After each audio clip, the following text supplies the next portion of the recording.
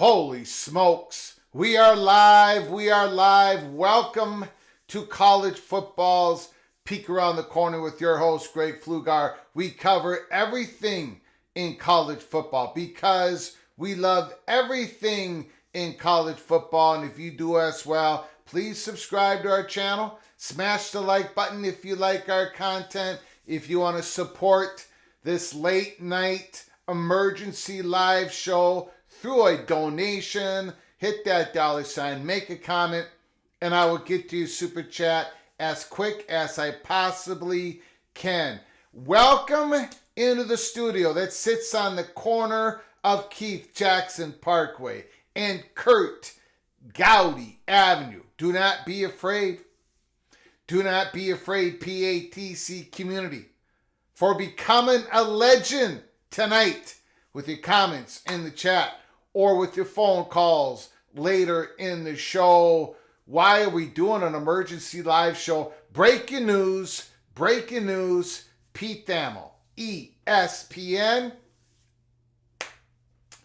I got to tell you, I've been reading this over and over again. Made a couple phone calls. I've been hitting away at the keyboard, asking people questions. Do we really understand? Nothing is imminent. Nothing is imminent but deep discussions on an NIL. That's the key word.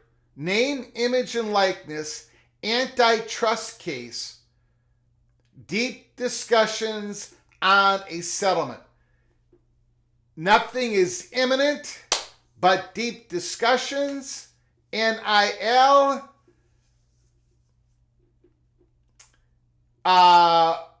Salary cap. What are we looking at again? What are we looking at again? We're going to go through the article. I want to thank everybody for coming on in at the beginning of the show. We're going to get to it as soon as we possibly can. Joe Z is in the house. Jared Jones, James Foster, KS Bear Fan, Avery Johnson, Dylan Edwards, Giddens, yes. Are they the favorites? Ooh. We'll find out. We'll find out what we're going to do here at KS Bear Fan. But Kansas State have elevated themselves. Dylan Edwards is the real deal. Holyfield, our Webb is in the house. Nick Kelso is here. David Kreitzer, Kyle Visser, Crad Cakes and Football. Caleb Ramirez is here. Down in Kansas, we're back.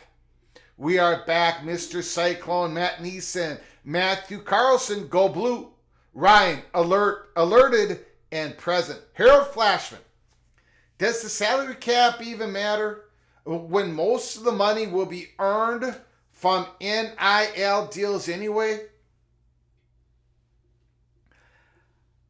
Great question, Harold. Do we completely understand what's going on here? Because I don't. This is framed, and we're going to go through the article real quick. We're going to start it up, but it says NIL antitrust case, right? And there's going to be a number where schools can pay their athletes a certain amount of whatever that number is. Looks like 20 million is a possibility, and no more than 20 million. Does that mean NIL? Does that mean outside of NIL? I'm not sure I understand.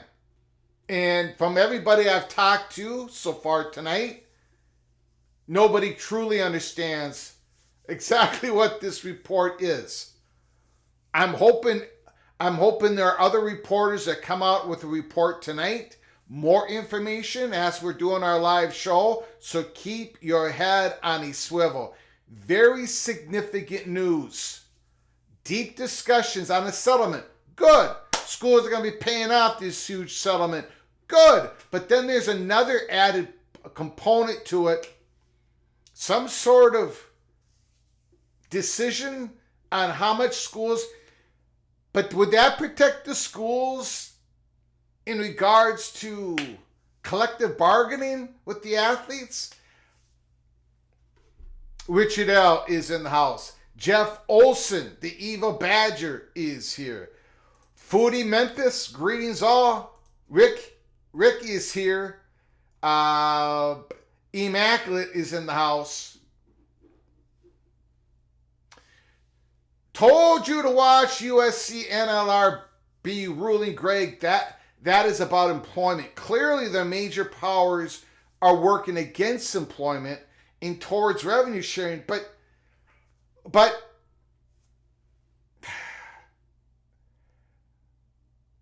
I don't know how this protects you.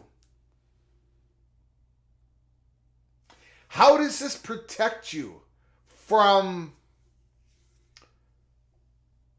more stuff coming at you? Does this...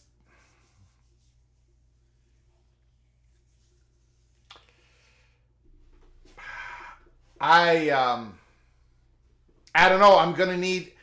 I don't understand. I truly do not understand. I'm going to need a lean on the PATC community. Is the academic scholarship part of the salary structure? Is it taxable? I don't know. Great questions. Grateful Trojan is in the house. Zachmak is in the house. Oklahoma State should be the favorite. A lot of favorites, so supposedly in the Big 12. Here's Coos Corner. I bet he believes West Virginia should be one of the top 3 teams favorite. But, yeah, I there's a lot of buts here. There is a lot of buts. Okay, thank you all for showing up. Let's get right to it. Let's not waste any more time. It's an emergency live show. Breaking news, Pete Thamel, Dan Murphy, ESPN. Justin Lucas says it's intentionally vague. Does this solve anything?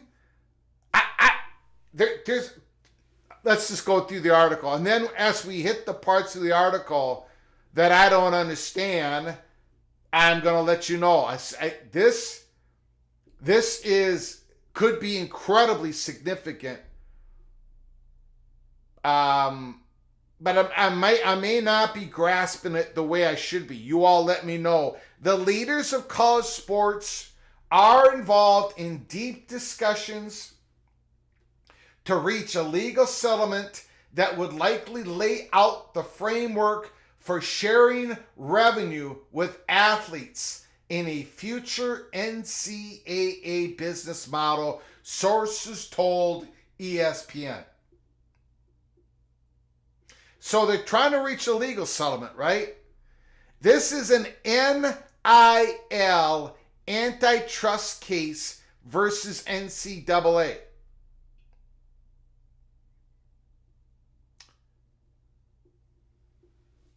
Keep that in mind. The NCAA and its power conferences are defendants in an antitrust class action lawsuit, House versus NCAA. We've talked about this for months, which argues that the association is breaking federal law by placing any restrictions. Again, by placing any restrictions on how athletes make money from selling their rights to their name, image, or likeness. Do not be placing a restriction. You don't place a restriction on a student going to the University of Houston if they have a YouTube channel and they're teaching them how to make the best blueberry muffins in the world, and that student's raking in money using his name, image, and likeness on making the best brand possible, blueberry muffins. You do not restrict him or her. You can't do the same thing with student athletes. The case is scheduled to go to court in January 2025. If the plaintiffs win at trial, the NCAA and its schools could be liable to pay more than $4 billion in damages, which has motivated many leaders across the industry to seek a settlement. And we've known this, right? We did not know, at least I did not know, they recently all met behind closed doors in Dallas, Texas, beyond their current spring meetings. Sources indicated that a turning point in discussions on a possible settlement, House versus NCAA, which had been ongoing, came last week in the Dallas area, where the Power Conference commissioners, their general counsels, legal counsel, their lawyers, right? You got the Power Conference commissioners. You got their lawyers. You got Charlie Baker. You got the NCAA lawyers. You got a whole bunch of people in a whole bunch of suits, and the plaintiff attorneys met. They chose the Dallas area because they were already there for the college football playoff meetings, which were held in the area last week. While sources stressed that no deal is imminent, details about what a multi-billion-dollar settlement could look like are expected to be shared with campuses in the near future. So the schools, presidents, athletic directors, you're all going to find out. The commissioners know. Everybody else is going to start finding out what a settlement should look like. You should expect to look like. There are myriad variables to get to the finish line, and still some obstacles and objections at the campus level, but sources indicate that progress has ramped up in recent weeks. A settlement would provide some legal relief for a college sports industry that's been peppered by lawsuits. Okay, that's good. That's good, right? You would hope that a settlement would offer them, the industry, college athletics, some protections, right, on lawsuits coming in later. It could also serve as a keystone piece to formulating a more stable future. That's cool. That's cool. I think we all can get on board with that. With the settlement expected to cost billions in back pay for former athletes. It's going to cost a whole lot of money for all these conferences, institutions. It would likely also require the NCAA and conferences to agree to a system for sharing more revenue with some of the players moving forward. With some of the players moving forward. So an agreement on money terms and an agreement on a structure, a system for sharing more revenue with some of the players moving forward. Now this is where it gets real interesting, and it gets, for me, I gotta be honest, a little confusing. Now this just broke. This news just broke, so we've got to figure this out. More reporting hopefully is going to be coming later. Sources indicated the top end revenue share number per school, once it's determined, would be in the neighborhood of $20 million annually, although that's yet to be settled. Whatever number is set by the settlement, individual schools will be able to opt in to share revenue up to that number with their student athletes at their discretion. They could choose to share less, but not more.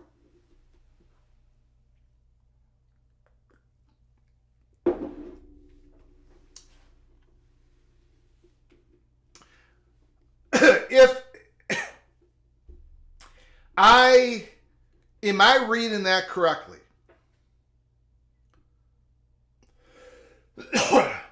I mean,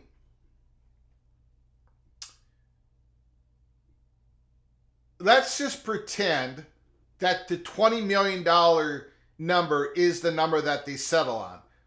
Obviously, it could be high, it could be lower, right? Nothing is imminent, but deep discussions.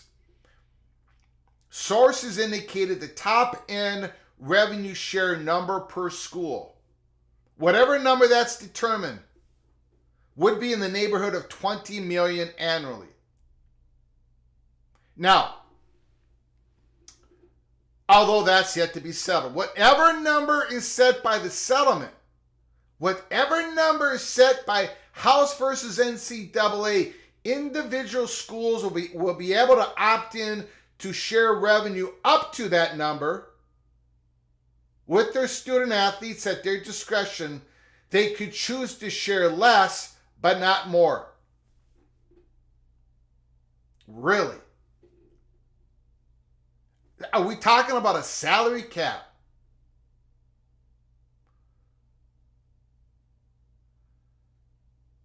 Are we talking about a salary cap? Are we talking about Alabama having a $20 million salary cap?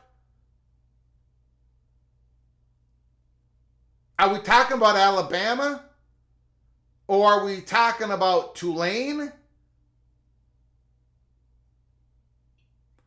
This is for all sports, all athletes? Look, and is it just the direct payment aspect of it from university to athlete? Does NIL, is this included? Well, this is an NIL antitrust settlement case. So this has to include NIL. And why would there be an agreement to restrict NIL money going to the student athletes?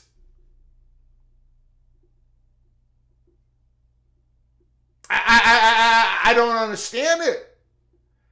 Now, I'm not saying, I don't know what I'm saying, to be quite honest with you.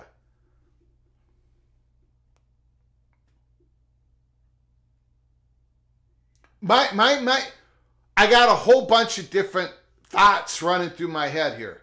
And this is, Pete Thamel, breaking news. Dan Murphy, breaking news. We don't have all the information. This is not settled. Nothing is imminent. Deep discussions. I get all that. But I'm just trying to figure out, what are we looking at here? And I'm going to open up the phone lines here pretty soon. I mean, schools are already they're already handing out almost, or at least, or could be around $20 million.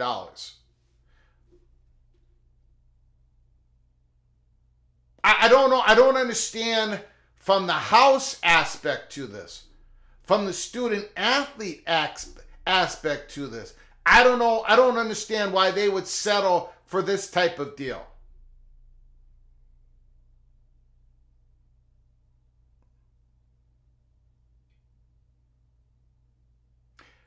Are we saying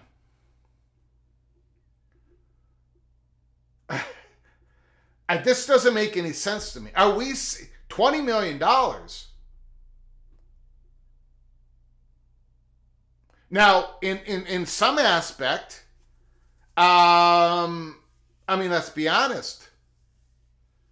The advantages that Alabama has over I don't know, Indiana. What's the advantage now? I mean, there's still a big program, history, recruiting. I get all that, but when it comes to money given out to the student, given out to the athletes, Indiana's going to be able to do $20 million. Purdue's going to be able to do $20 million. Rutgers is going to be able to do $20 million. Alabama can't pay their student athletes more than $20 million.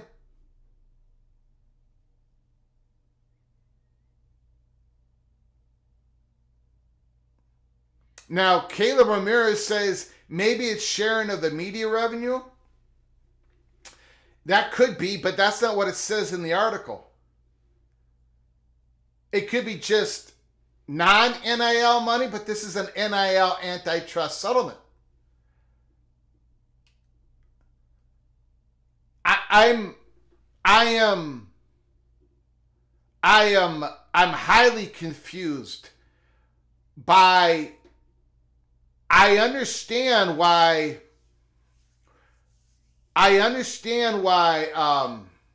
most athletic departments would jump all over this. I mean, all over this. Oh, heck yeah. Houston is running to the table to get this deal done.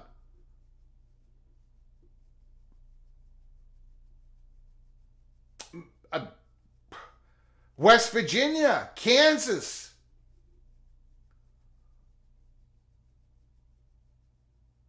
Okay, let's read more of the article. I'm perplexed by this. And I'm going to open up the phone lines as soon as I possibly can. Texas A&M Athletic Director Trev Alberts, for example, recently told Bryan College Station Eagle that schools could be adding $15 million to $20 million to their budgets annually for what he termed new expense category in college athletics. Again, 15 to 20 million new money. Schools are, if NIL is being brought in-house, there's a whole bunch of schools that are already, the money's already being created for $15 million. Ohio State is up there. Texas A&M is up there. Is this new money?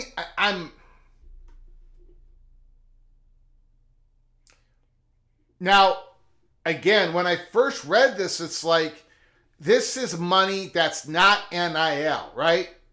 This is direct payments from school to student athletes. This is the agreement. This is what you're getting. This is a revenue sharing plan. It's a revenue sharing plan. And it does not involve NIL. But it never says that in here. It never says that in here, and it doesn't, and this is an NIL antitrust case. So it's bewildering. What's uncertain for now are the mechanics of how this could work. Do the schools buy the NIL of their athletes? See? You see this? See, this is incorporating NIL. This is everything. 20 million? Not more than 20 million?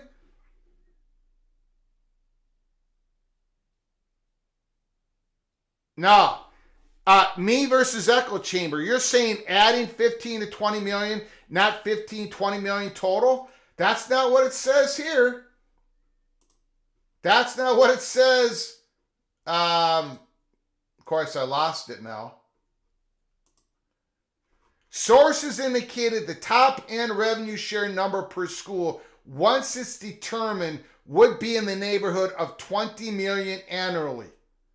Although that's yet to be decided, to settle. Could be 25, could be 26, could be 32 million, could be 18 million, could be 16 million, whatever that number is, right? Whatever number is set by the settlement, individual schools will be able to opt in to share revenue up to that number. Not 15, 20, not 20 million extra, up to that number with their student athletes at their discretion. They could choose to share less, but not more. What's uncertain for now are the mechanics of how this could work. Do the schools buy the NIL of their athletes? How would Title IX be impacted? Again, this is everything. NIL, this is everything. All the student athletes. I don't know. Am I missing something here? I mean, this. Okay. If it's 20 million, if that's the top number, who's ever representing how. Now, student athletes, they're going to get a whole bit. They're going to get a big payment, right? Student athletes in the past, this is going to be a big settlement. I'm talking about going forward. If this is the deal, I'm not sure these student athletes, these athletes are being represented correctly in this case.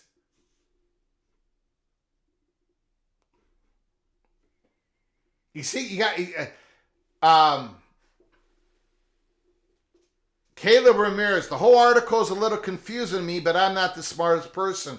I'm not either. And it is confusing because the way I'm reading it is this is a great deal for most of the athletic departments. In my mind, and I can't wait. We're going to open up the phone lines because you all are a lot smarter than I am. The House case is one of the 4 active antitrust lawsuits, all of which serve as a threat to some part of the NCAA remaining caps on how athletes are paid. In 3 of those cases, including the House case, athletes are represented by Veterans Sports Labor Attorney Jeffrey Kelser. So then I'm thinking, okay, that 20 million, that is just this case. That salary cap could be going up. Call from Bobby. Bobby, the floor is yours. Go ahead. How are you doing, Greg?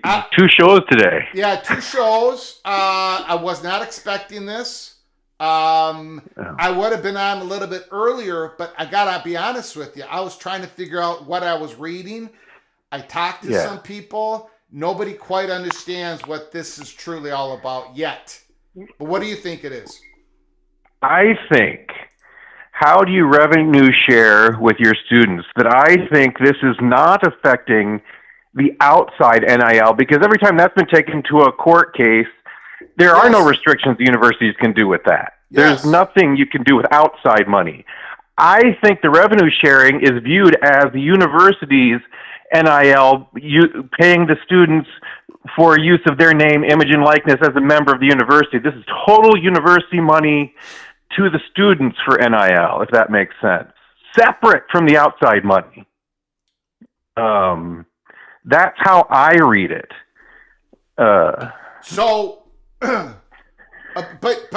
Okay. I mean, that could be right, but it gets confusing because it's here on, and I got it up on the screen. It says, what's uncertain for now are the mechanics of how this could work. Do the schools buy the NIL of their athletes? Yeah. So it's not. It's not. Yeah, I think this is the schools buying the NIL of the athletes, but it doesn't restrict the athletes from still earning more NIL money from all the outside sources. So a school can buy up to $20 million of NIL money, and then yeah. It's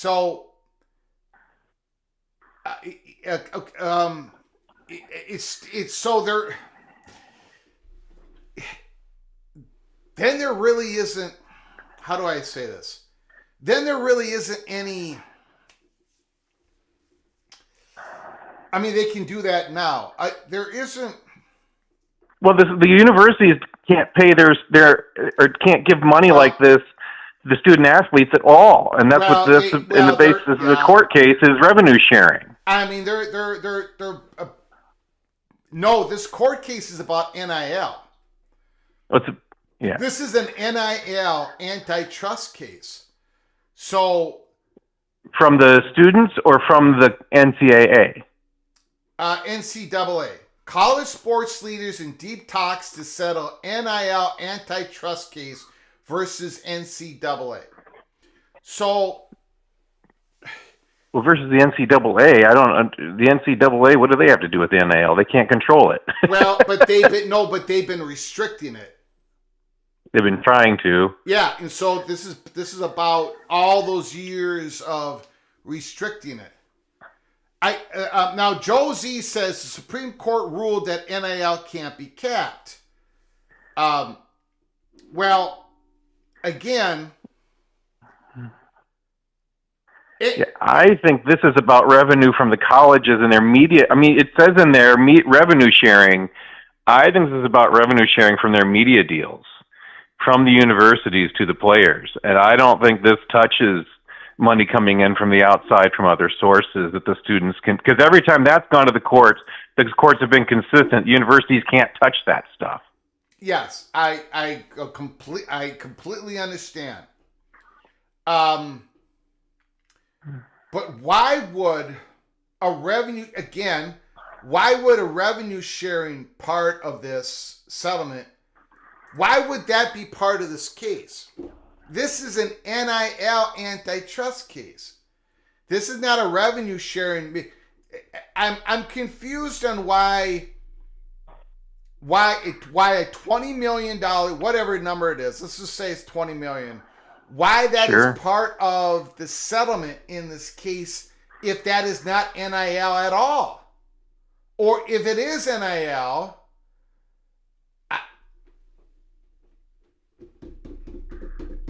well, it's NIL. To me, it seems like it's new NIL from the universities to the players.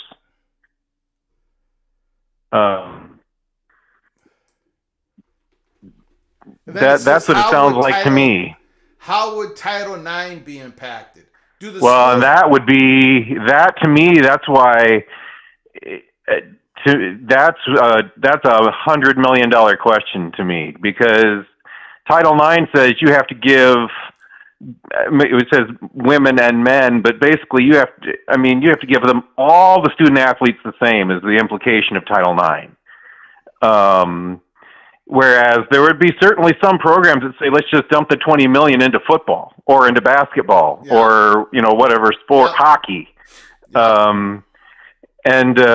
Title IX to me would be the kicker to say, look, if you start doing that, there's going to be another lawsuit and say you have to give us as much as the other ones get. And from the university perspective, that basically means all of their student athletes have got to get the same, and that will kill, and we know this, it's already happening, but that will kill even faster multiple sports programs. Because you want football to be good, well, then you can't give as much to the others, but everybody's got to get the same, so the other programs got to go. Yeah. Yeah. And so, I think Title IX is a big kicker in this, a huge kicker in this. Okay, so now try to look. I admit it. My logic doesn't always connect. The cheese. No, well, I don't know if I'm reading it correct either. The cheese have slipped off its cracker long ago. Let me read you Rock and Rant's comment here. Sure. This is specifically about school revenue share, not outside NIL, including donations to a school associated collective. This is an agreement to make sure the students share in future money. Okay, now that's great and everything, but none of that is in the article. No, nowhere close is that in this article. So that's why I'm questioning. It doesn't specify. It basically money shared from. Let me read from the. What's revenue sharing? Yeah, revenue sharing. Revenue sharing. And I think they're calling the revenue sharing NIL. Okay, the NIL part of revenue sharing. Yeah. Okay, so what I guess from there are so many times where Pete Thamel and Dan Murphy could have said it, like in the very first paragraph. The leaders of college sports are involved in deep discussions to reach a legal settlement that would likely lay out the framework for sharing revenue, not sharing NIL revenue, sharing revenue with athletes in the future NCAA business model, sources told ESPN. Yeah, so this is revenue to the university or college. Okay, so the settlement, let's say that's true. I don't know why this is part of this case then. Because House versus NCAA was NIL. But anyways, okay. So... Well, they may be the students may be arguing that you've made all this money on our name, image, and likeness, and we haven't gotten any. Sure. So that's what NIL. It's NIL that has never been paid. Okay, so if this is let's say this is NIL money. From the university. From the university. So, or NIL money mixed in with media revenue money, whatever, all coming from different buckets. But it's specifically from the university. From the university. Okay. So what this would do then, it would create a higher floor for the student athletes. Yes. Okay. So this and this is where it's going to start to differentiate between the ACC and stuff, because this is half of the Big 12 or the ACC's media money. Yeah. Yeah. I mean, it can be other money. They could have booster money or whatever others coming in for the. But if you just look at it from a media money perspective, it's half. Yeah. So a school like Alabama. If not, we're getting somewhere here. If we're correct, I don't know if we're correct, but we're going to go either. With it. We're going to go with it. This could have been. I love Pete Thamel and everything, but this, if what we're saying right now is correct, this should have been worded a whole lot better. But anyways, let's say we're correct. And here's Alabama, right? Mm-hmm. And let's just pretend the settlement's $20 million annually. From direct payments, the max that a university can give to its players. Okay, and I don't know why student athletes would settle for that. But anyways, I don't get that. That'll be the next thing. Then you're instantly you're talking about collective bargaining going forward in the future. That's what should be happening anyways. This shouldn't. Well, this is the first like step. A big old. This doesn't make any sense to me. I don't care which way you slice it, but let's not get out. Let's not go off the beaten path. Okay, let's say we got the correct beat on this, and it's sure for the moment. What? For the moment. For the moment, $20 million annually. Yeah. Alabama, okay, $20 million. $20 million for 2025. Boop, boop, boop, boop. $20 million. Now, everything else would be poured into outside NIL coffers, right? The NIL as it's operating to this point would continue to operate. Yeah. So, and all the other money. So then their student athletes' compensation would be elevated by outside NIL money. But the money coming directly from the school, ladies and gentlemen, if we're on the beat, if we're correct here, $20 million Alabama, $20 million UCLA, $20 million if you want to opt in and do it, UTSA Roadrunners, $20 million from wherever, $20 million here, $20 million. Okay. Now. Okay. Yeah, I think the way to think about this is to think about the athletes in the NBA, they get paid, but then a lot of times they make more money in advertising, and that's what this would set up. Okay. So, now, again, I still literally have no idea why,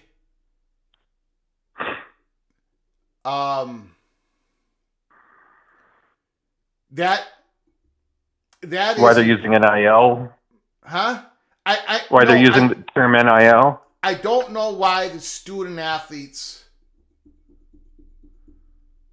why their representation on this would settle for that type of deal.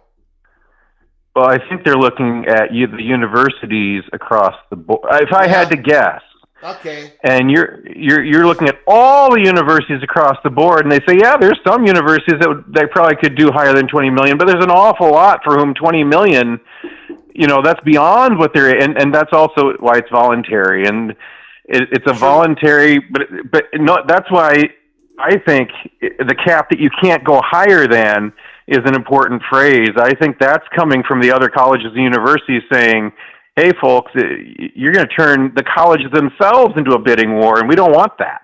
Yeah. I was figuring, and I guess I'm going to have to take the big L on this.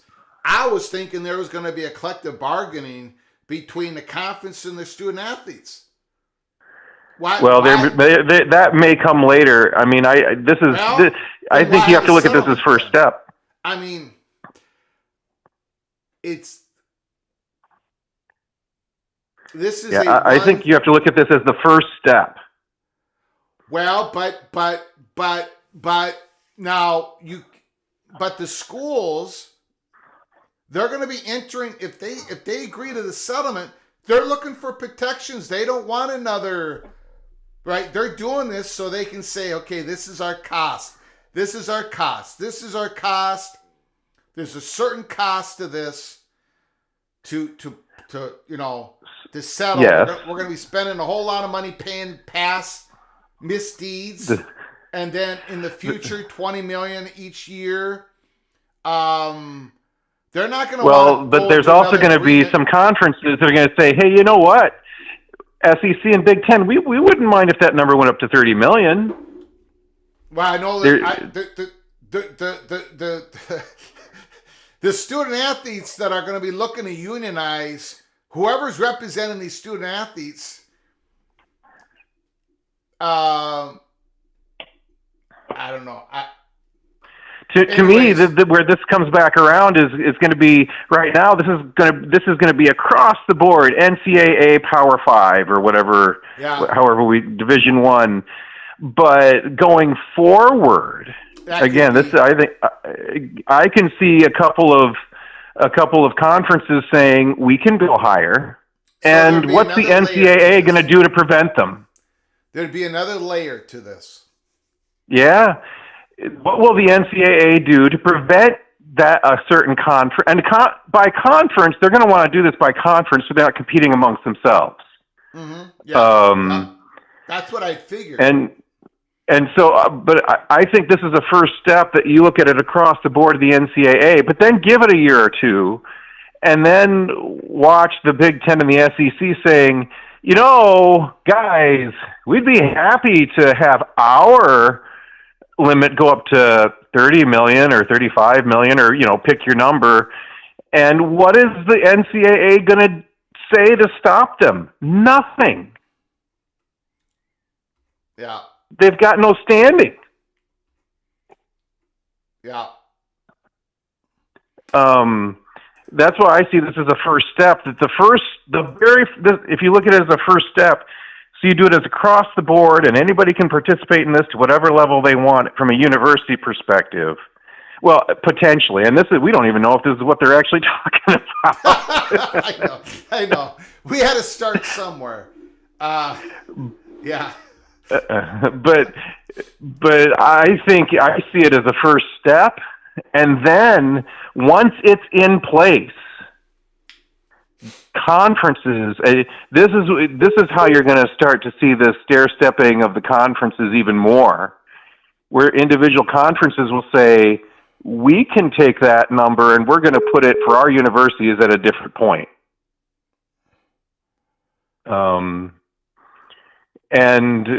again, if you're the ACC or name your conference, or unless you're in an individual school like SMU where money doesn't seem to be an issue, it won't matter. But I don't know, the settlement, I mean, it does say not more than whatever the number they settle on. Yeah. So those would be the schools agreeing with each other. And so say the SEC and the Big Ten want to increase it. What is the NCAA going to say? But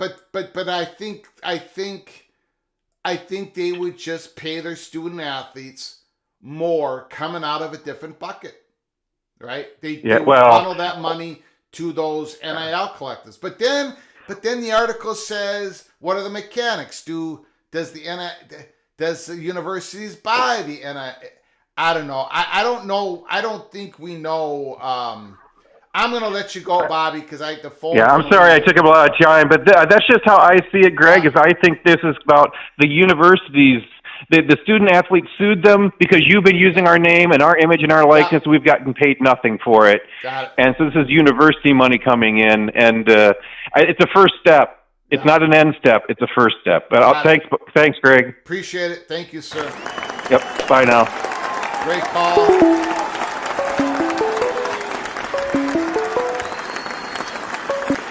Call from. I'm sorry. Who was it? It's Immaculate. Immaculate. Can you hold on 1 second, sir? Yeah. I appreciate it. Oh, man. Hold on. Now hold on, everybody. Hold on. Technical difficulties. Hold on. We're going to be okay. I just need a second here to fix something. Everything's gone pear-shaped. Okay. Let me get rid of this. No, that's not going to work. That's got to work. That has to work. Okay. Let me get that up again. Jeez. I don't know what the heck happened. Okay, first of all, let me clear something up here. Marcus Williams, thank you for your super chat. I'm late to the party. Is this finalized? No. And according to the article, it's not imminent. Deep discussions. There's still obstacles, but not finalized, not imminent. Thank you so much, Marcus Williams, for your generosity once again. John D, consider NIL as endorsements. Yeah, again, outside NIL, inside NIL, different bucket here, different bucket there, here a bucket, there a bucket, everywhere's a bucket. I don't know. Immaculate, make sense of it all, please. You have the floor. Thank you, John D. Well, make sense of it all. That's what we're trying to do here. First off, though, remember, this this is a lawsuit that contains all athletes. You're saying, why would the athletes agree to this? Well, we're not talking about, the high-end folks that are making a whole lot. Those guys are just a tiny, tiny fraction, a small percentage. And each one of these athletes is going to have a vote in this. So to the vast majority of them, they're going to look at this situation and say, wait, so we're going to have this set amount of money coming to us, and it's guaranteed through this. Now, if it's 20 is a cap, then some schools may not be able to pay as much. And, yeah, that's going to cause some athletes to go short. But this $20 million it doesn't sound to me like it's something that's getting – like we're going to give you more, you less. This is to replace employment. This is like a set cost. Whereas employment, okay, now you got insurance for health and everything else and everything, those up and rising costs and lowering costs and having to continuously work out how much you're going to pay this employee and that employee. That allows for variances. This would be like every single student there is going to get a certain amount. And as much as big as this is, it's probably a whole lot less and a whole lot more predictable and budgetable than the employment. And I've watched it going, that's crazy in employment. So this actually makes more sense to me for these schools. So this is just one lawsuit, right? And so what you're saying is this, let's just say 20 million is the number. We don't know that. 20 million, each school going to the student athletes, and potentially all the student athletes of that particular school are going to get paid the same amount of money in this revenue sharing plan. That would take care of Title IX. So a lot of those student athletes that are taking share of that $20 million are going to be making more than they do now, right? Yeah. Right? And there might be some details where like certain sports get paid more than those. If that's in the agreement, I don't know. But yeah. I would say like most of your students that are in sports that are non-revenue, and like I don't know how that's going to get figured out, but basically this is all of them, because all of those folks have a say in this class action lawsuit into it. I mean, if they're going to be employees and have a union, they'd each have a vote, so they're going to have to look to them all and be like, hey, if you guys all like if there's a wide agreement on this, then there's no more push for employment unionization. That to me, they're very header on this whole thing is they're pushing for revenue sharing instead of employment. Okay, so what does that mean? That means they're trying to have very set costs that they control that aren't going to be at the whims of inflation and all the other world stuff going on like employment is. And then with employment, now you got to work on individual employees, like even within the same sport, who makes more. I mean, there's just so much more work involved. Okay, so, but how can this House versus NCAA, if this settlement goes like what we're speculating on, how could that protect the schools and conferences, but schools from having their student athletes become employees? Like this case alone is going to protect, because it's going to be part of the agreement where the student athletes give up the right to unionize, to become employers of the schools. This is the other part I can't connect in my feeble brain. Go ahead. Maybe it was the last article or two articles ago from Ross Dellinger. He did an interview of a man. That man was the head lawyer in charge of House NIL, House versus NCAA. But he was also the head over, I think, 2 other cases against the NCAA. I don't remember the exact one. But when you're in charge of all these different angles, I mean, you're kind of making one settlement. I mean, you're trying to get the other guy to agree with something, and they're probably not going to just agree to one impeachment. I mean, they're talking with the same guy for 3 cases. So, yeah, this could actually be solving multiple cases all at once because you're dealing with the same guy, the same law firm. So I don't know which ones are. I don't know if it covers everything. But one thing we do know from earlier, when they were trying to get an answer from Congress, some of the congressionals were saying, if you guys have a solution, bring that to us and then we'll help. But it made it really sound like Congress is not willing to step in between parties. They're not trying to take sides in this thing because, they're politically tied to all of them. I mean, but if everyone comes with one solution, says, this is it, this is what we'll say, I think they'll probably get something passed in Congress pretty quick. And I think it would be widely bipartisan. And just because, okay, there's not going to be any fighting, there's not going to cause any political risk, any problems for us, election times, whatever, then I think they would get some new legislation to help codify this.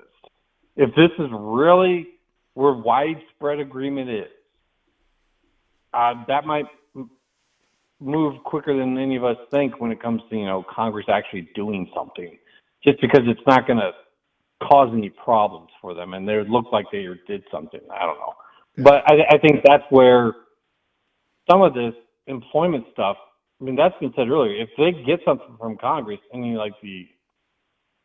don't want to say things that might not be right, but if they get some legislation from Congress, that's a game changer right there, right? That's ball game. That's, people say, oh, those laws, they're on this side. Well, until the laws aren't. They're laws, so if they get changed, then they're changed. That's kind of how it works. So to me, them coming out with this, the big question is, why are they coming out and signaling this right now? Because this isn't done. So it's like, what are they trying to affect? It's great for us to talk about, but that's not, they're putting this out there right now to affect something. So, and they're making it very clear, we're switching to, we want this to be a revenue sharing model and not an employee model. I don't know if they're signaling Congress, if they're signaling, some of the NLRB cases going on, what they're doing. But it's just very interesting that something this heavy is being leaked out in advance. And it was by all 4 power conferences. So, it wasn't like... oh, really? Yeah, it was all 4 met the commissioners, their legal department, legal counsel, and Charlie Baker met with the plaintiff, the other side. So this is not a... This is some sort of... Whatever number that settlement is, it's going to be an agreement between ACC, the Big 12, the Big 10, the SEC. So I guess if we're looking at this correctly now, this is more of a salary floor, right? Yeah. Salary floor for student athletes of revenue, probably revenue, non-revenue athletes. And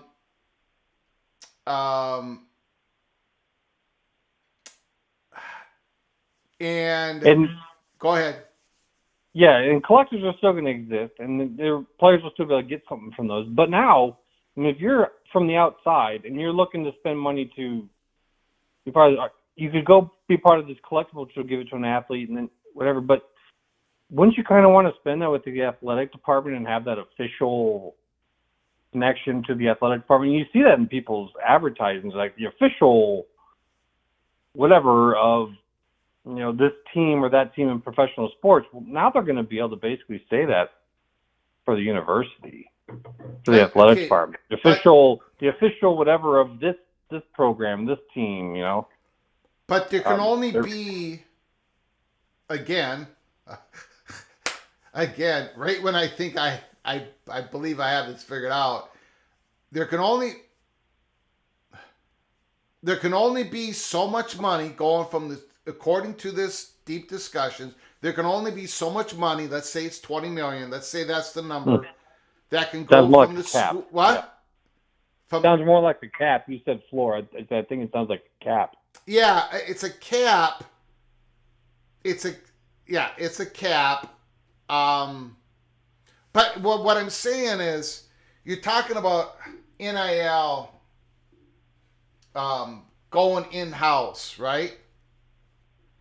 Well, they're already doing that. Yep. they're already doing that, but this puts a cap. This is a $20 million, if whatever the number is. We're pretending it's $20 million, and you can't go more than $20 million. So then everything else has to flow outside of your athletic department, of your university.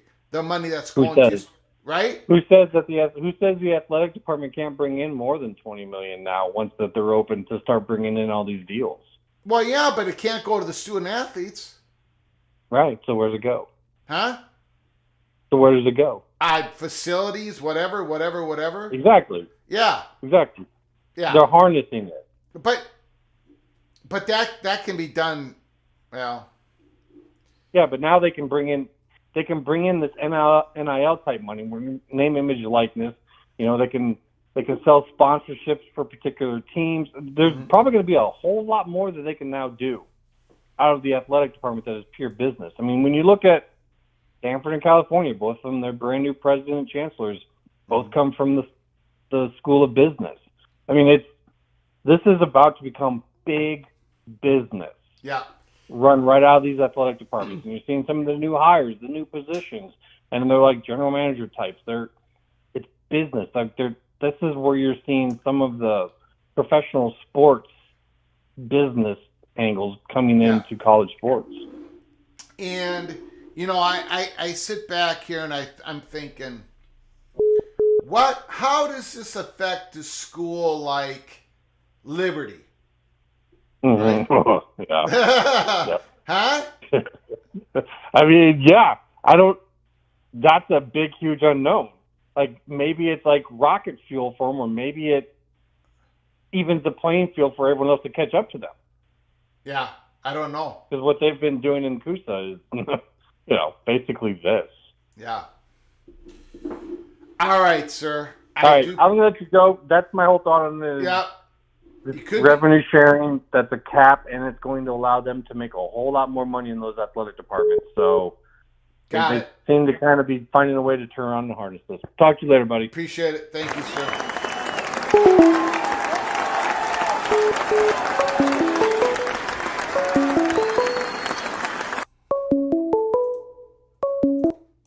Call from ABO Prep. Soap is on the line. The floor is yours, good sir. Thanks for calling. Well, thanks, Greg. Appreciate it. What a great topic for the night. Before I say anything, I must say to you, I greatly respect you, sir, and I want to thank you for your soliloquy this afternoon on the anti-Semitism in our colleges. I greatly respect your opinion on that. Thank you. And I just want to clear that up. I didn't even use the term anti-Semitism. Right? No, you didn't. You didn't. That was my choice of words. Yeah, and I've gotten some flack on it since I've done it. I don't care. You know, and then some people brought up the example of the civil rights movement. The civil rights movement ensured that students of any color, any race, creed could go into class. This is not the civil rights movement. There are people trying to keep certain students not from being able to go to class. And that's what my eloquy was about. That is just go ahead and protest, peaceful protest. God bless you. It's a constitutional right. You are protected, peaceful protesting. But when it's not peaceful protesting, when you're targeting certain people for not being able to enter into the classroom, or any people entering in the classroom, that's not cool. So I had to say it, and I got a lot of people upset. But go ahead, Soap. The floor is yours. I didn't mean to bring up any negative connotation there. I thought no, that's not what you said. Was not negative connotated. Nope. Okay. Well, here's something I think that you can grab your head around, Greg. $30,000. If you look at this as revenue sharing. Yes, sir. Take Texas A&M University, the largest university in the country. It has 650 student athletes on scholarship. So if you took $20 million a year and divided it by those 650 athletes, it has to be men, women, all sports cut evenly, it comes out to about $30,000 or $3,000 per month they're in school. That would be the base that every employee or every athlete would get as a part of a settlement moving ahead to resolve this lawsuit. And that's what they're talking about right now, is resolving this lawsuit. Now, that $30,000 would be in the form of contract labor. They would not be employees of the university. They would be 1099 on their taxes. They would be individuals working specifically for the university. And the revenue that comes in would be shared basically among all employees evenly, that $20 million. But anything above that, like the NIL wouldn't be touched. And I think this settlement is going to say, you cannot touch the NIL. That is off limits for anyone. Well, go ahead. After your phone call, I think go ahead. This is what I think. Now, Yeah. Now the $4 billion, I think it'll probably come down to $3 billion. You're looking at that money, that settlement money up front, being separate from this $20 million a year. That $3 billion, $4 billion settlement will go in back pay. Now, they can't go back and give $30,000 to everybody who's played college sports over the last 50 years.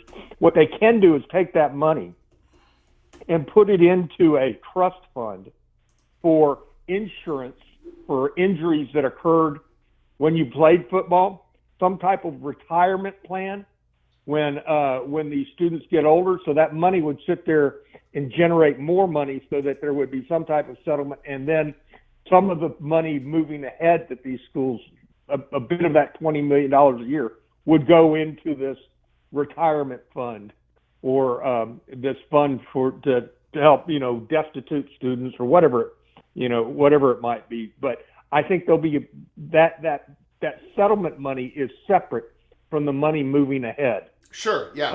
Yes. Yeah. And so what we're looking at now is, that there's going to be a separation between the conferences and the hierarchies in the conference. Vanderbilt, Oregon State, those schools are not going to be able to cough up $20 million a year for all of their athletes. They might be able to cough up, $20,000 a year per athlete, or $15,000 or $10,000 per athlete. So that's automatically going to put them in a lower division of competition, whether they want it or not. And that's where this hierarchy is going to come from. Much like, who was it that just called? I'm sorry, I'm on brain fart. Immaculate. Brilliant. He's brilliant. I love listening to him. But he outlined that you would see that level possibly go up from year to year to year, and the students are all for that. But I think you're going to get to this point where the revenue that they bring in from TV, all of the revenue from football, a percentage of that, an agreed percentage of that, is going to be shared with the players. That's how they're going to make more money than this $30,000 a year. Okay. It's going to be a percentage of that revenue that's brought in, and it's going to be separate from the NIL. The NIL is not going to be touched. And I think you're going to see the end of the NCAA because they're going to get stuck with a big price tag of having to make some major payments on this settlement. The schools are probably going to take half of it, and the NCAA is going to get stuck with the other half. Okay. All right, man. I appreciate it. I'm going to hit this Dennis Dodd article now. Okay. Because there's Thank a you little for bit taking of my different call, Greg. information I in there. appreciate it. Thank you, sir. Great call once Yes, sir. again. Uh-huh. So. Okay.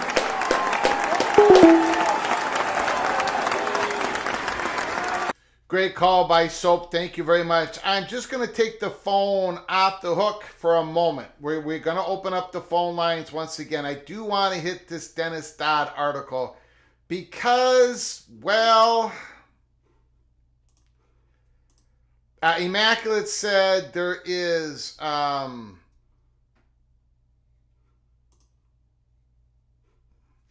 there's not much new. There's a little bit new here. A little bit new. I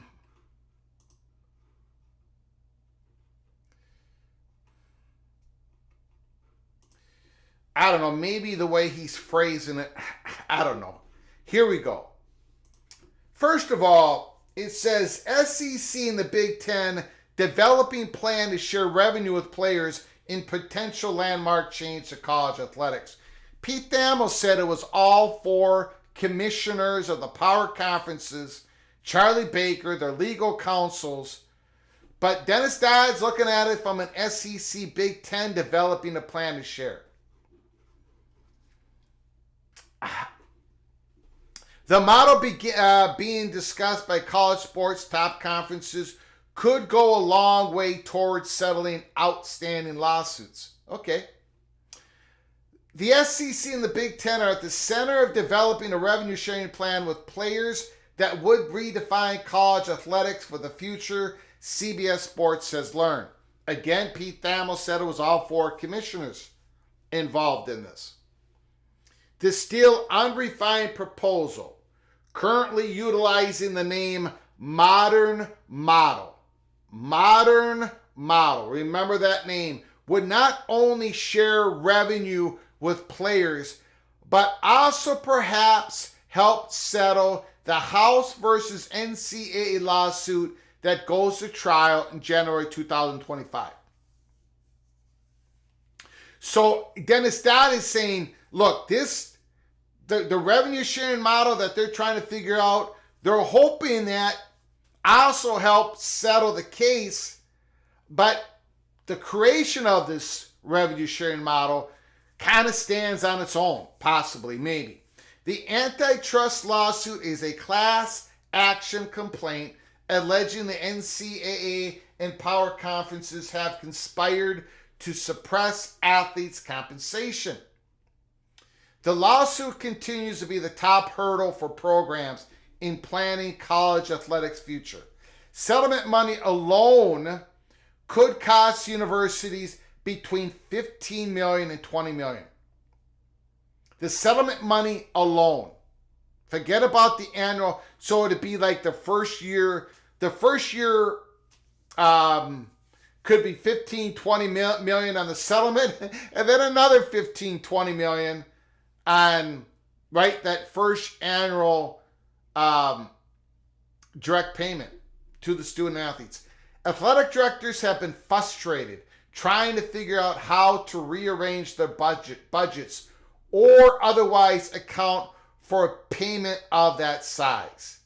ESPN reported Monday night that the Power Four conferences are in deep discussions regarding a revenue sharing plan. It is not clear where that revenue would come from or how it would be distributed. So Dennis Dodd is saying it is not clear where that revenue would come from. NIL, totally not NIL, media money, maybe not media money, in-house NIL. It's not clear where that revenue would come from or how it would be distributed. And I think Immaculate and Bobby and everybody has done a great job at framing this. I think mostly they're all correct, but maybe it wasn't clear in Pete Thamel's article because maybe it just isn't clear, right? Maybe ESPN truly doesn't know, maybe nobody knows how this truly is still going to look like. Sources told CBS Sports that the revenue sharing idea emerged out of the SEC Big Ten Joint Advisory Group that was announced by both conferences in February. The group is made up of university presidents, chancellors, and ADs.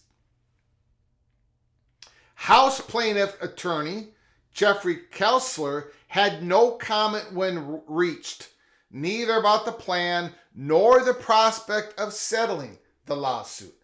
Man, it is interesting. why this came out. Immaculate touched upon it. It's very, very, very interesting why this came out tonight. It's not imminent. Deep discussions. Is this a pressure ploy? Why did this come out tonight? What was the plan?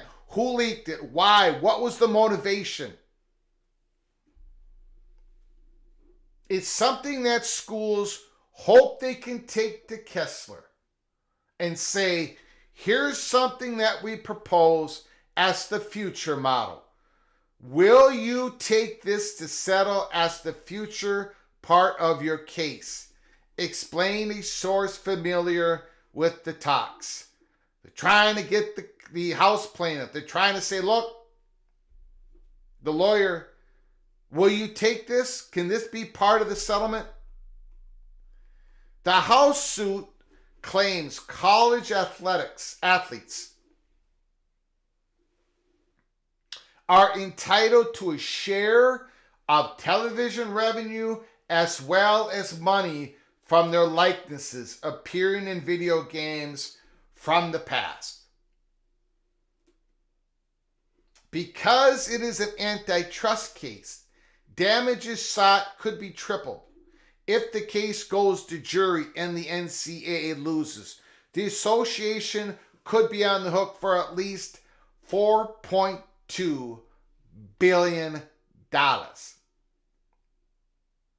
USA Today quoted a sports economics expert for the plaintiffs who said 7,000 current and former athletes would be entitled to that money. It's the case that could end NCAA, sports law attorney Mitt Winter told CBS Sports.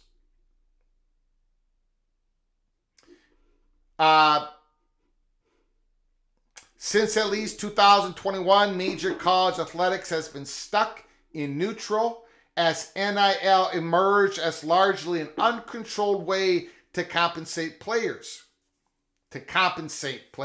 Furthermore, multiple lawsuits and court rulings have gone against the NCAA. The landmark Alston versus NCAA ruling basically stripped the NCAA of its ability to even oversee compensation. The association is facing at least 3 other major antitrust suits. And then it talks about the SEC and the Big Ten taking over the sport. So this is not about just, this is the House right here. The House suit claims college athletes are entitled to a share of television revenue as well as money from their likenesses appearing in video games from the past. So just to show you that article, I'm going to open up the phone lines once again. 20 million. Let's say the number is 20 million. Lakers 53, Nuggets 50 at halftime.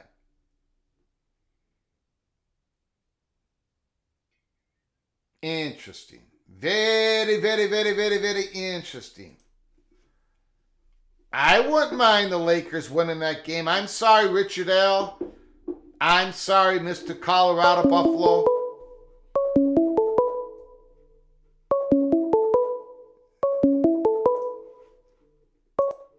Call from. This is the Cactus Sombrero. Cactus Sombrero is on the line. The floor is yours, good sir. Man, long-time listener, first-time caller. Great to be a legend. Beautiful. You are a legend with that name. What was that name again? Cactus Sombrero? Cactus Sombrero, man. I'm a Red Raider fan, Texas Tech. Record. Beautiful, beautiful. I love it. Red Raider, let's go. The floor is yours. So a question for you. If a school owns a player's NIL rights and I want to transfer schools, do I have to enter a negotiation with you to buy my rights back? Come on, man. You're asking me a great question. Monday, April 29th, you come right out of You come right out of the gate with that incredible question. My answer is I have absolutely no idea. I just walked out of the land of confusion, and now with that great question, you put me right back in it. Great question. I have no idea. I think it would be a great way for smaller schools to get some equity back when these bigger schools are poaching their athletes. Hold on. Oh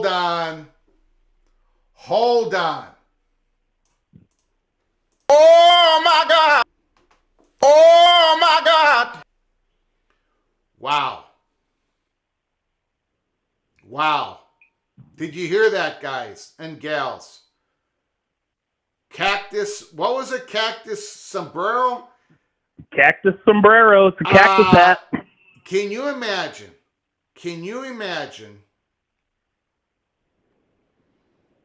You got a guy named Bly Hill, St. Francis. He gets in he goes in the transfer portal. Nebraska picks him up. He was going to be their starting cornerback, but he got hurt in the spring game. That's probably not a very good example. But some guy from a small school, any school, really, and if that school owns the rights of the NIL, that athlete, because the athlete decided to make that deal because he might have made a little bit more money, right? Right. So then that in-house University of Minnesota. Okay. What about Bucky Irving? Remember Bucky Irving, ladies and gentlemen? Yep. He was a Gopher 1 year. We played him before he was really ready because we had a whole bunch of injuries. He played. He was fantastic. And here comes Oregon. They are lurking. Okay, they can offer Bucky Irving all this type of money. But if the University of Minnesota would have owned Bucky Irving's NIL, then let's talk, Oregon. Let's talk. Give us a little bit of money and we'll release that NIL deal. Holy smokes. Exactly. Wow. Exactly. That now is an angle. Right. You got to settle up with me first. Holy smokes. I don't even know what to say about that. That is fascinating. Good food for thought. Food for thought. Yeah. Well, I appreciate it. I'm going to get off here and keep listening and make way for somebody else. I appreciate it. That's a great call. Thank you, sir. Call again.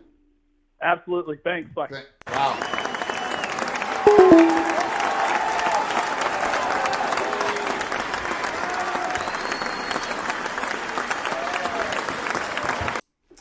Yeah, I guess that's kind of how it works, Rob Allen. Isn't that how the Premier League works? Terry Kane letting the SEC and the Big Ten fix this. His mistake number one. We know who will thrive with them fixing it. Wow, that was a fascinating call. I never even thought of that angle before. Call from Replica.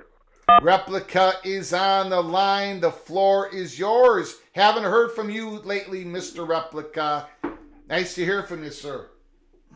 Good to hear from you as well. I've been pretty busy with work, but tax season is finally over. It's a great topic tonight. Everybody's had some great phone calls, and I just wanted to touch on a couple of things that I hadn't heard yet. Starting with what Cactus Umbrella said in the last call, the idea of players transferring, I think the end game will be there will be an agreement amongst the conferences as far as how a player will be able to transfer. You won't be able to restrict it, but there will need to be like some guardrails because you got players going into a portal, transferring to one school, and then 2 months later they're right back in the portal going to another school. Yeah. And also I think this revenue sharing model is to prevent from future liabilities. I don't think it's going to get them off the hook for the current cases, but to me there's two types of NIL. There's NIL from playing in games, which is how the conferences make their TV money and merchandising and things like that. And then you have like the select few players who actually have a brand and have an image that businesses want to have partnerships with. So yes, sir. I think you'll have. So let's say the 20 million for example, you'll have what I think will be a cap for all the conferences, and it'll be set by the Big Ten and SEC because they make the most money. And schools will be able to spend up to that limit if they choose to, rather than trying to, make schools have a $20 million budget. That can be the highest you go if you want to, because there's also, you have to consider the SEC in particular, they don't really like the changes that are coming out of college football as far as compensation, having to pay players.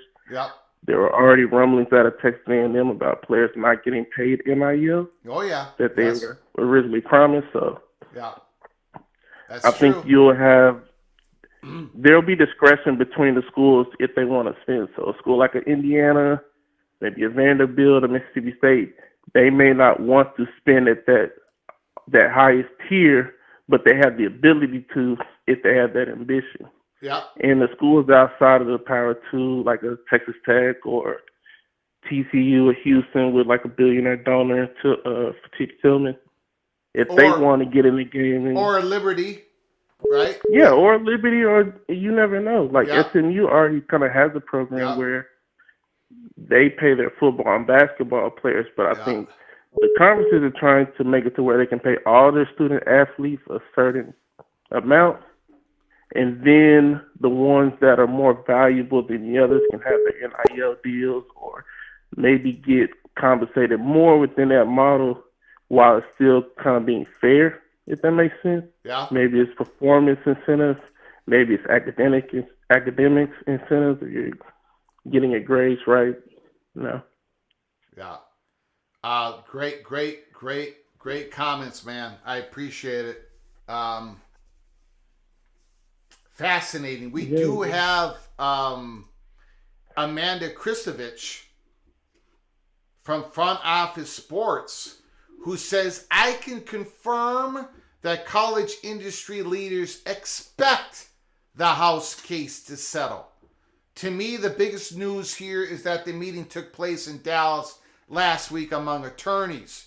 Good reporting on the state of current discussions by Dan Murphy from Pete Thamel. So Amanda's sources are saying college industry leaders expect the House case to settle before we get to the actual case. So that's great news. Maybe that's why that came out tonight, because we may be real far down the road. What do you think about that, Replica? And then I'll let you go. I think the conferences have taken it into their own hands, and that could be part of the reason why Tennessee and Virginia sued to uplift the NIL restrictions, because the NCAA proved they weren't capable of handling it. So now the conferences are coming together and trying to put together the guardrails. So it can get approved by Congress and they can come to some sort of settlement. And I think that it'll benefit both parties. In the case of the universities, they don't want it to get to where it's too much money being invested, because it's already kind of the Wild West. And for the non-revenue athletes and maybe the football and basketball players that aren't stars, they get some kind of compensation, some kind of security that helps get them a better college experience. The non-revenue sports may not have to fear about losing their sports and their scholarships. So. Yes, sir. All right. Beautiful call, Replica. Great call once again. Please call again, sir. All right. Have a good one, Greg. You got it, man. Thank you. Great call. Wow.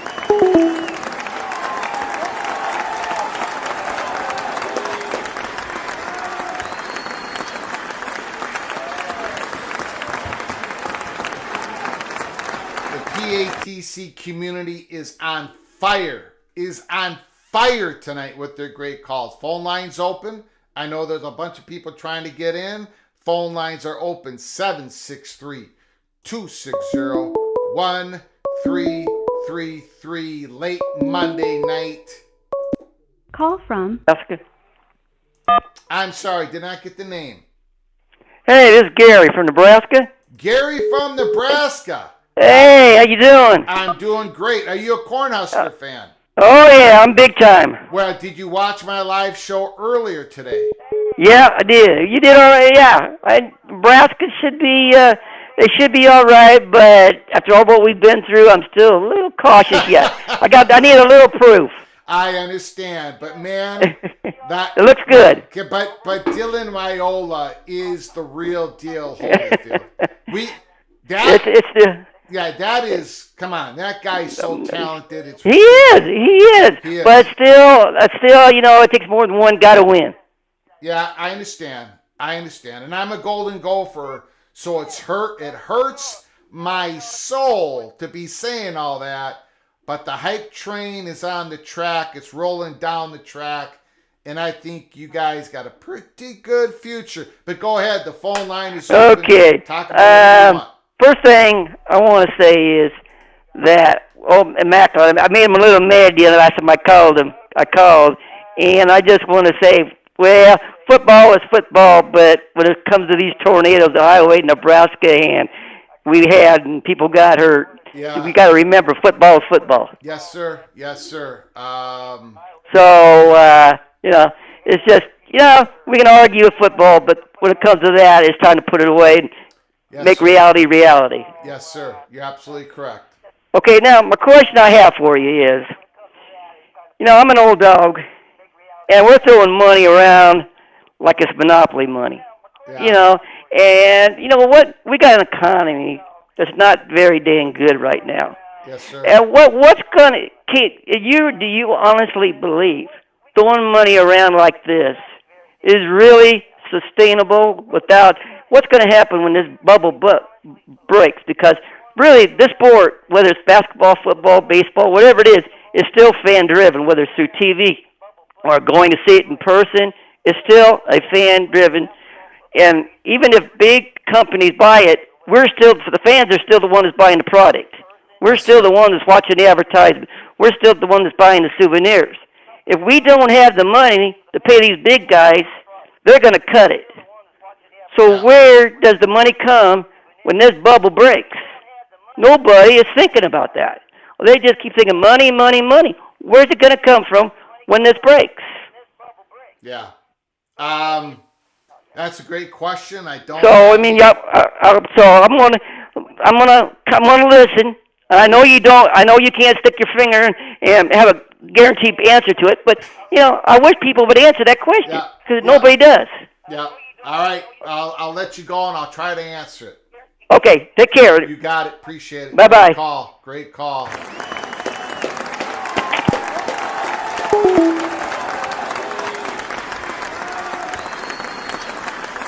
Well, look, I don't know if the bubble's going to entirely break. First of all, my prayers are out for AD. It looks like he got injured. Los Angeles Lakers, once again, looks like it's a shoulder injury.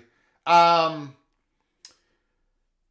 right now there is a lot of money out there for a certain segment of these athletic departments. Call from Henry Andrews. Okay, can you hold on for 1 second? Sure. I appreciate it, and I'm getting an echo, so please turn down. There you go. Yeah, I appreciate it. First of all, I'm still hearing something. Okay, can you hold on for 1 second? Sure. I appreciate it, and you're gonna need to turn that off. Okay, thank you. Appreciate it. To answer the previous question, the thing is there's a lot of money out there, and the student athletes are not getting the market of what they deserve from their labor, especially in the NIL space. They have the rights to name, image, and likeness just like I do, just like you do, just like everybody else does. Student athletes should be not treated any different. in regards to direct payment for their labor, for their work, that can be more argued back and forth.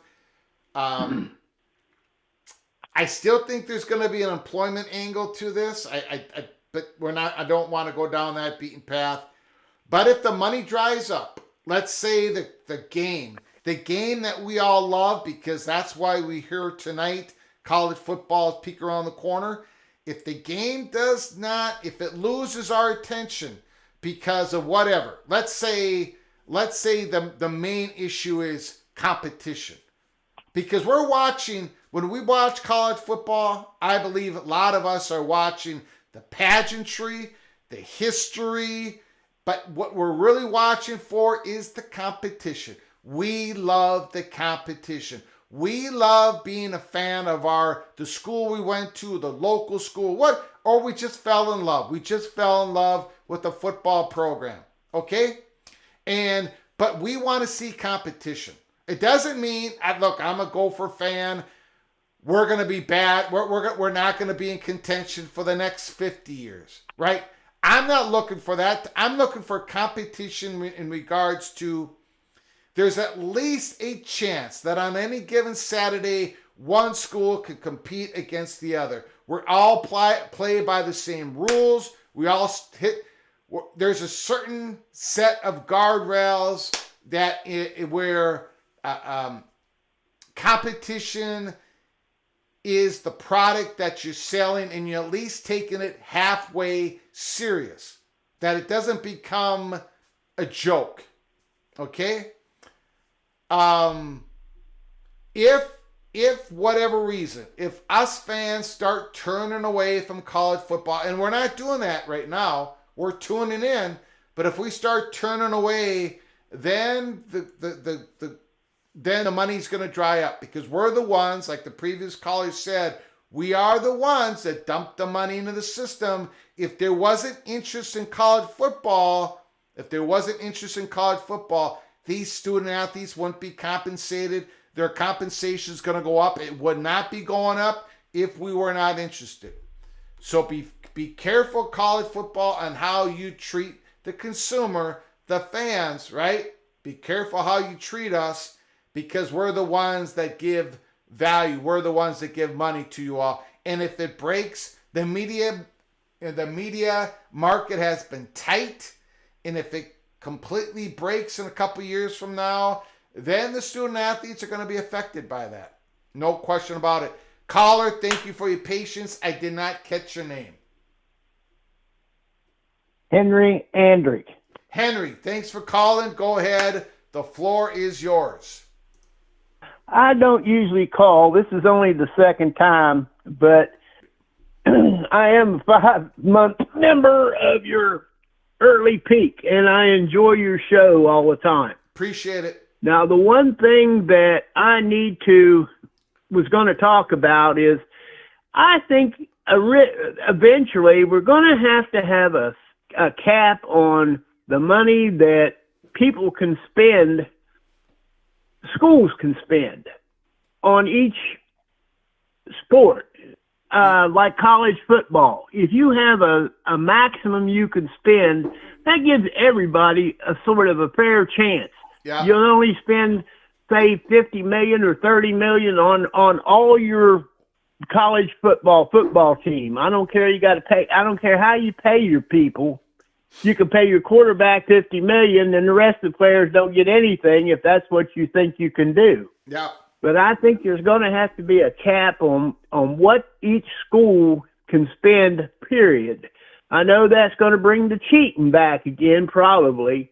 But if you don't do that, I don't think these schools are going to be able to compete month after month until the bottom drops out of what you can, what they're making. And I think the whole thing of college sports is the sport itself. Yeah. Not how much you make, not how much each school can spend. It's how much competition you get among schools. That's what makes the sport watchable. If I watch Ohio State beat Kent State every week 60 points, I'm not going to watch it anymore. It doesn't make sense. Yes. Even it's like the Big 12 is really in a bind right now with money difference. Mm-hmm. But if the Big Ten or the SEC can't spend any more than what West Virginia can spend, then West Virginia's going to be compatible. Yes. I mean, they're going to play a good game. Yeah. Otherwise, I think the sport's going to go to pot in 100 years, or not even that long, but in, say, 20 years. You're going to have two conferences, and if 40 teams or 50 teams, and you're not going to have the other teams in there, and it's not going to be the same sport. And I love my sports, and I love West Virginia. Yes, sir. And, well, go Mountaineers. They're going to be good this year. Yeah, they were and good I think last they'll year. probably go to the championship game, I hope. Wow. And they're that good. And all I really want to know is how much it's going to cost me for you to sing Country Roads after West Virginia beats Penn State. I tell you what, if a Mountaineer, if a fan puts out a super chat, and I don't care how much it is, the week of that game, inside 7 days, and if the Mountaineers win, I will sing Country Roads. Now, I've already sang that song a couple times, but I would be happy to sing it again if the Mountaineers upset the Nittany Lions, but the donation has to come within the week before the game starts.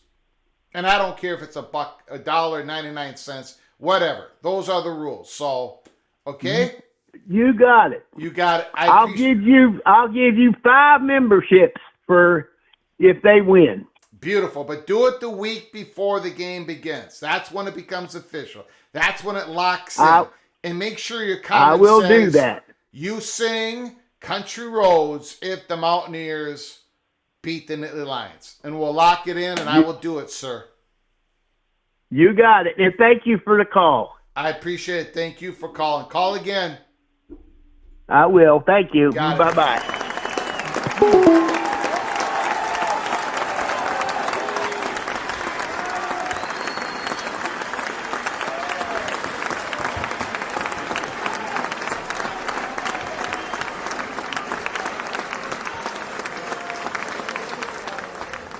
Now, one of the issues that I see, a replica says, based on the 15-20 million number, many powerhouse schools are already spending this amount on more, or their rosters already putting guardrails in place so non-revenue sports can eat is a good thing. That is correct. Some schools, and I'll get to my point in a moment. Call from Crab cakes and football. Crab cakes and football. Can you hold on one second, sir? Crab cakes and football. Can you hold on one moment? Sure can. Appreciate it. One of the interesting, the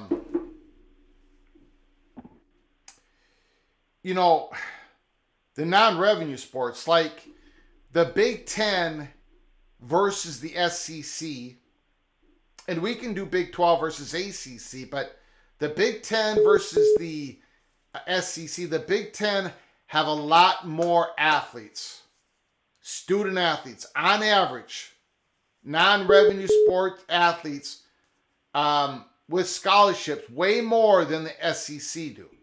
The Big Ten sponsors more sports on average.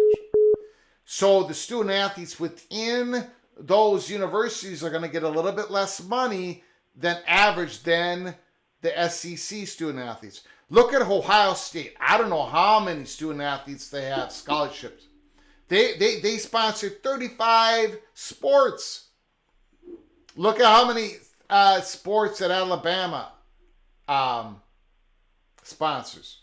So right off the bat, the SEC, they're not. If we all are figuring this out correctly, which we may not. But the SEC non-revenue student athletes are going to get more money, right, than the Big Ten student athletes, because there's less students for that 20 million, whatever that number is, to be passed out evenly. And then when you look between the Big 12 and the ACC, there are ACC schools that sponsor way more sports than the Big 12 schools. Look at Boston College. They're going to have to cut. Look at North Carolina. So that's something to consider as well. Just throwing that out there. Crab cakes and football, Mr. Terrapin. The floor is yours.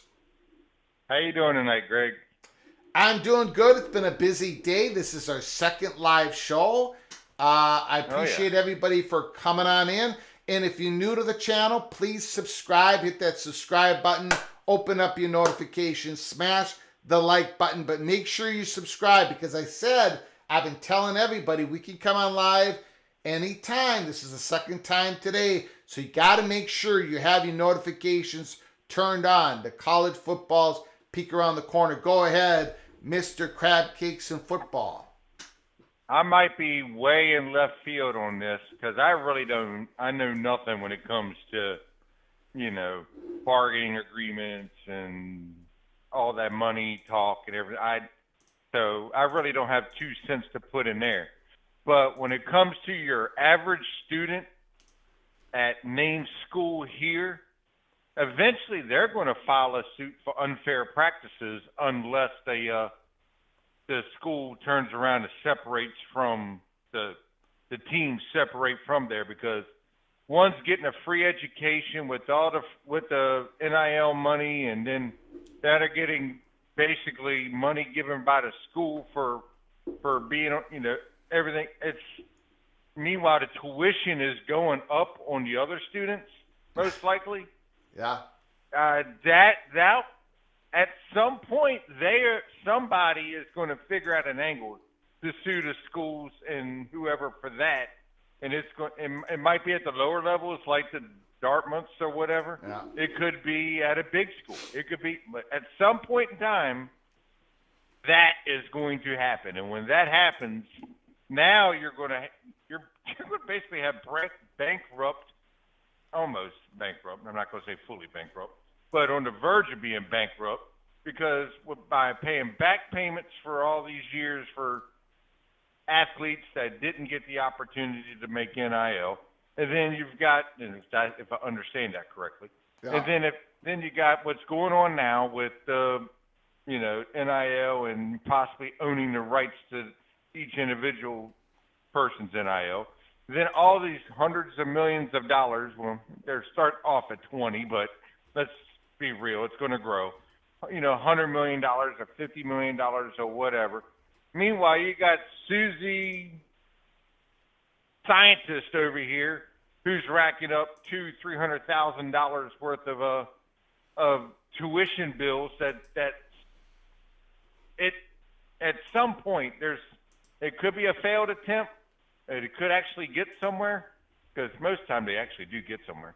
That someone's going to make for unfair practice. I forget what that's called, legal terms, but basically the same wording, but I just forget what it's called.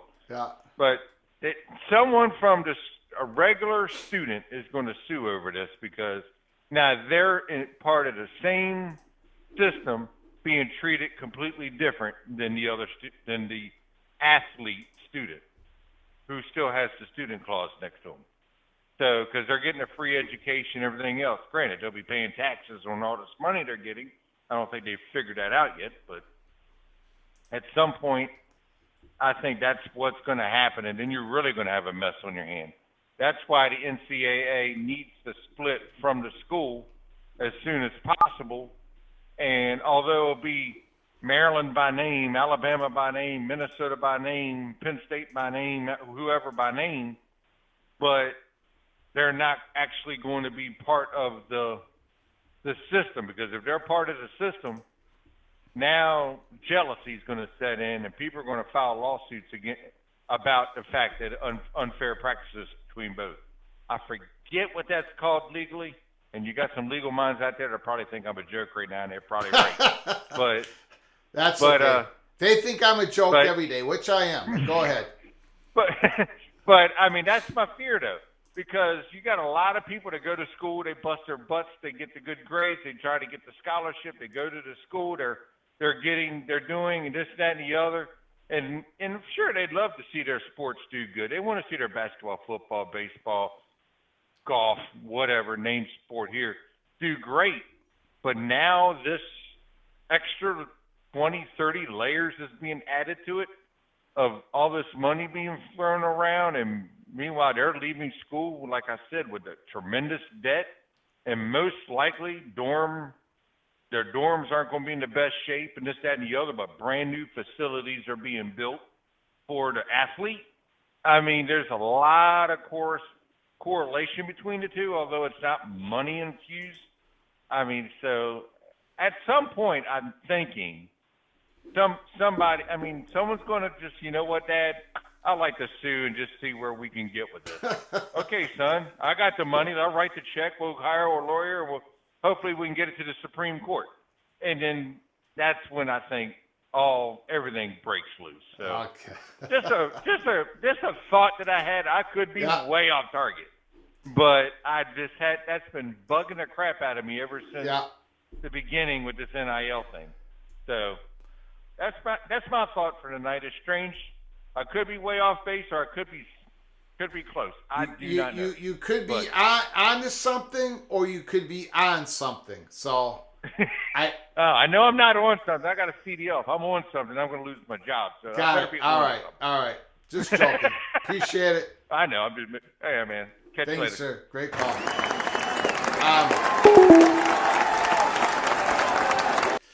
Hopefully, if this settlement happens, and if we're anywhere close to what this actually means, and we may not be because the settlement hasn't happened yet.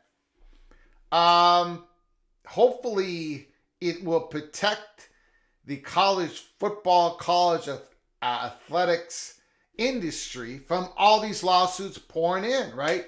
A settlement means, you make a deal, you settle, you class action suit, you're supposedly more protected in the courts if you make a deal. I don't know. And again, does this really stave off future employment? You got the NLRB case going on, USC. I don't know. I am not smart enough to figure it out. I am not even close. Surprising news tonight. Deep discussions between the power conferences and the plaintiffs, House versus NCAA. A settlement could be reached. It's not imminent. Football YouTube channel. Make sure you subscribe. Make sure you have your notifications on. We could be having a couple live shows tomorrow, so buckle up. Brace for impact. I want to thank the people who have given us a donation to help us keep the lights on for tonight. I want to thank everybody for your incredible chats in the chat room, incredible comments. I've read a lot of them. I have not been able to get to many of them. I appreciate the incredible phone calls. The incredible phone calls that happened tonight.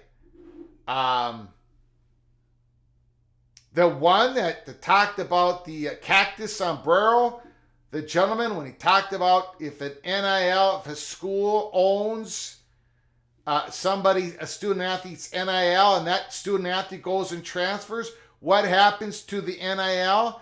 Can that be sold to the school that's taking the student athlete? I'm going to steal that comment. I'm going to steal that great question. I'm going to steal that great phone call from Cactus Sombrero, and I'm going to put it out in the X universe. I'm going to ask Winter. I'm going to ask some lawyers. I'm going to see what we get in response. That was a great, great question by Cactus Sombrero, Cactus Jack. That was great. A lot of incredible phone calls. Look, I do appreciate you all coming in. Second live show. I know it's difficult to listen to the fat guy from Minnesota twice in one day. Just ask my wife, the moderator, the one who rules with an iron fist. She'll tell you it's very difficult to listen to me twice in one day. Stick with us here. I said it was going to be a dramatic week. It already is. And it's only Monday night. We've only just begun this week. So buckle up, brace for impact. Until next time. From all of us at College Football's Peek Around the Corner to all of you, please, you all take great care of each other. Thank you so very much.